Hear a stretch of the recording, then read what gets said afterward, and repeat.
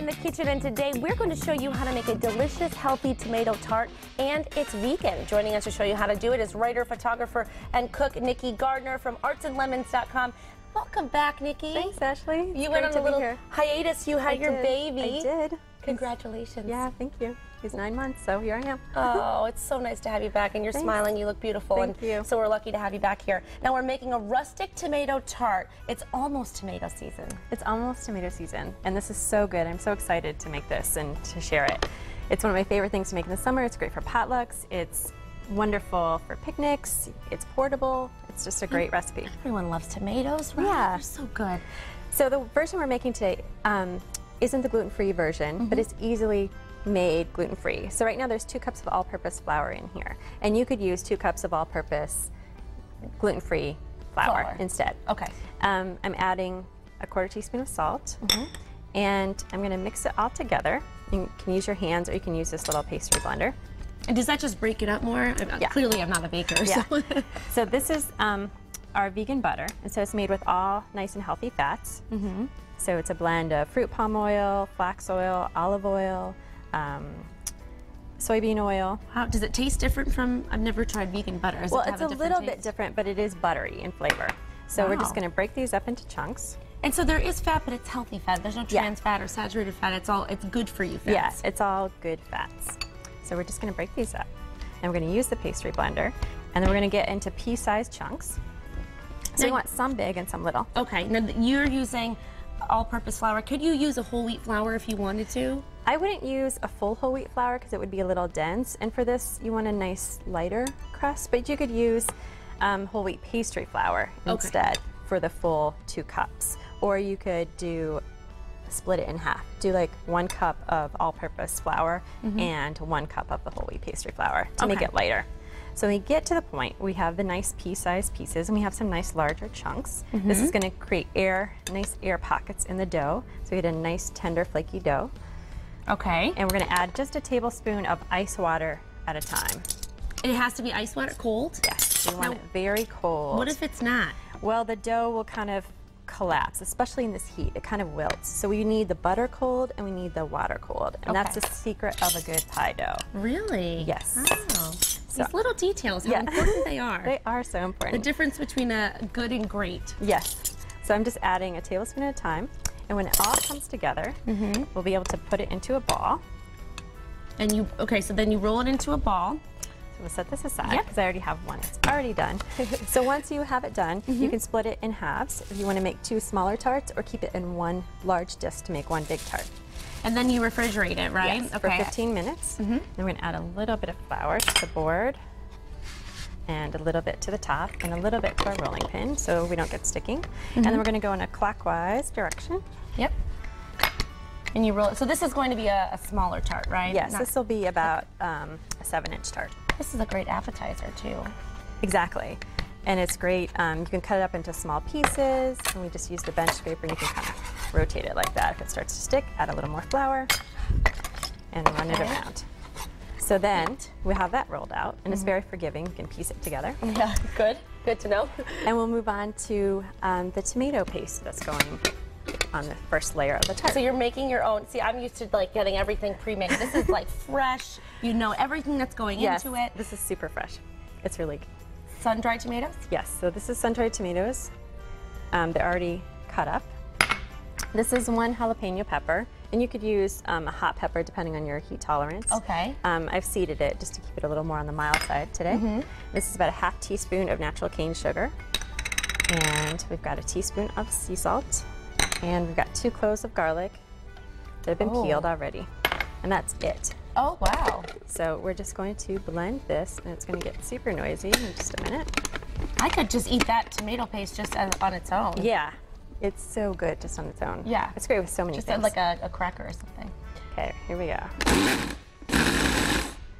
You blend that up. Ideally, you won't be on TV when you're having to do that, so it's okay if it makes some noise. So then once you do that, it makes a paste, and there you go.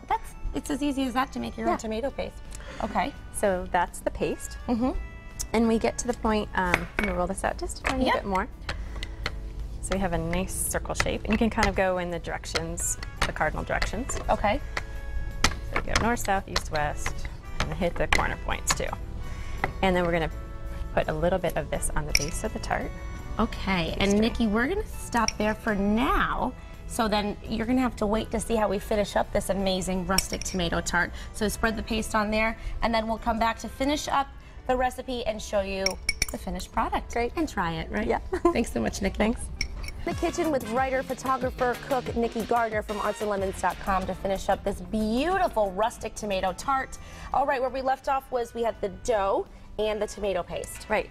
So next, here it is. We're going to add some fresh chopped oregano. Okay. So just sprinkle that right on top. And you can get that at your farmer's market or on your windowsill if you're growing it. Exactly. Go right out in your yard. And I made some vegan cheese, and it's really simple to make. It's just cashews that have been soaked with a little bit of lemon juice and canola oil and salt. And once you let them soak, you blend them all together, so it makes a really creamy consistency. And you can see it really looks like goat cheese.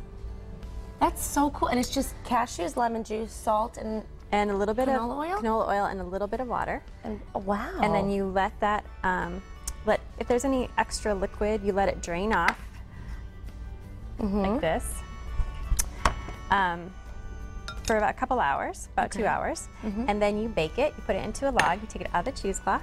You put it in parchment paper into a log, and you bake it at 200 degrees Fahrenheit for about 35 minutes. And you kind of rotate it throughout the baking so it gets sort of a crisper outside really cool. and soft in the middle.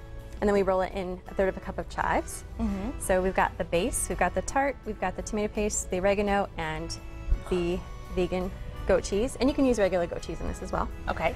And we're going to put a layer of tomatoes, if you want to help. I would love to help. And we want them thinly sliced, and we want to overlap them a little. Okay, so so nice and thin. And when it's tomato season, my goodness, it's going to be...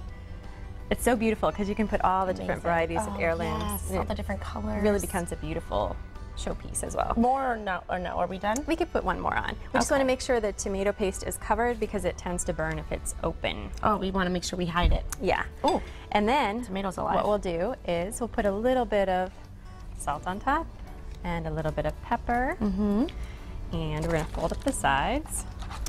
Oh, this is the secret to making it rustic. The rustic tart. Yeah, and it's really forgiving. Like I said, the dough, you can just kind of patch it together and it'll still come out beautiful. Nothing has to be perfect here. No, nothing's perfect. Okay. We're going to give it a little drizzle of olive oil in the middle and around the edges. And then we're going to put a couple sprigs of fresh thyme leaves. And we don't have to take them off the stems. We can just leave them on. Oh, even easier. And they'll just sort of fall off once they're baked. Really? Yeah, because sometimes it can be a little tricky to... or tedious, I should say, to try to take off all the little parts. It takes a little work. How long do you bake it for, and at what temperature? So 425 degrees Fahrenheit and 25 to 30 minutes. We just want to make sure the tomatoes are cooked down and it has a nice golden crust on the pastry. And we're about to show you what that looks like because we have one in the oven ready to come out. Let me make sure I get a pot holder here, just in case. There we go. Thanks, Nikki. All right, wait till you see how beautiful this is. Now, this is, of course, magic of TV. Made before. This is the finished product. We'll put this, just lift it right up.